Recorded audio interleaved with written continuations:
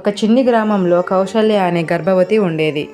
భర్త భయంతో కౌశల్య పగలంతా ఎండలో కష్టపడి ఇంటి పనికి వెళ్ళేది. బట్టలు ఉతికేది, పాత్రలు కడిగేది. ఆమె పనిచేసి తెచ్చే డబ్బులను ఆమె భర్త లాక్కొని తన స్నేహితులతో కలిసి మద్యం తాగి కౌశల్యని కొట్టేవాడు. కౌశల్య విసిగిపోయి ఇంట్లో నుండి వెళ్ళిపోతుంది. రోడ్డు మీద వెళుతుండగా కౌశల్య తల తిరిగి పడిపోతుంది. అప్పుడే డ్యూటీ ముగించుకొని తిరిగి వస్తున్న ఒక భారత సైనికుడు ఆమెను చూశాడు. వెంటనే ఆమెను ఎత్తుకొని తన ఇంటికి తీసుకెళ్తాడు. సైనికుడు కొన్ని నీళ్లు తాగించి ఎవరు మీరు, ఏమైంది అని అడగడం మొదలుపెట్టాడు. వెంటనే కౌశల్య ఏడుస్తూ తన భర్త చేసే దుర్మార్గాలను చెప్పింది. సైనికుడు నెమ్మదిగా, ఇకపై నీవు ఎక్కడికి వెళ్లాల్సిన అవసరం లేదు, నువ్వు నా చెల్లెల్లాంటి దానివి, ఇప్పటి నుంచి నువ్వు నా దగ్గరే ఉంటావు అని అంటాడు. ఆ మాట విన్న కౌశల్య అతనికి సంతోషంతో కృతజ్ఞతలు చెప్తుంది.